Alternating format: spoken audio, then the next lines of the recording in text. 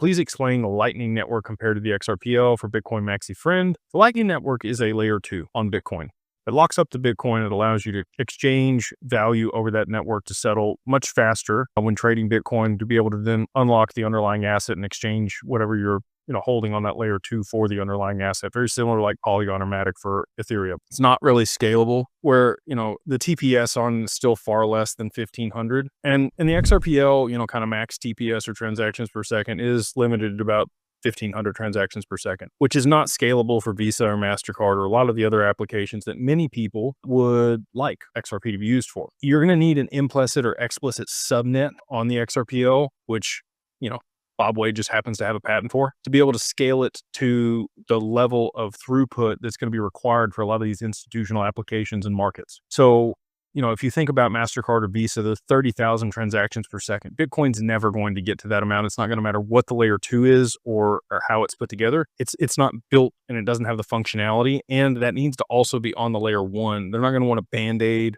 or a secondary network that's going to be exchanging collateral value that you could swap for later. They need actual settlement between the counterparties of whatever's being, swapped. You can't issue assets on Bitcoin either. You can do, they have ordinals where they like etch something in one of the sats on a Bitcoin.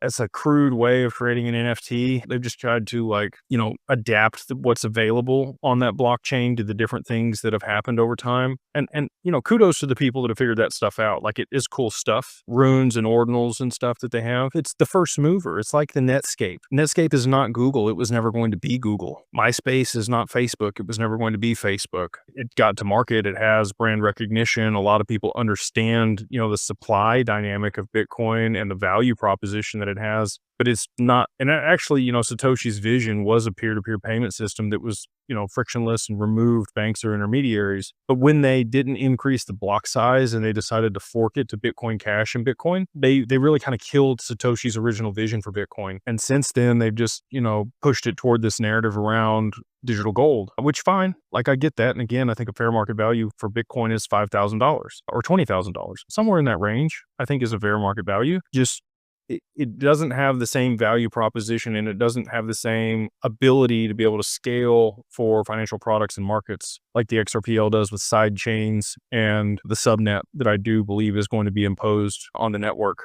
That'll be alongside the layer 1. It's not like it's, a layer 2 or a Band-Aid on top of it. And you need interoperability for settlement. You need a DEX. There's just a lot of things. And again, like compliance pieces, you've got digital identity, you've got credentials, you've got, just a lot of things going for the XRPL that Bitcoin can't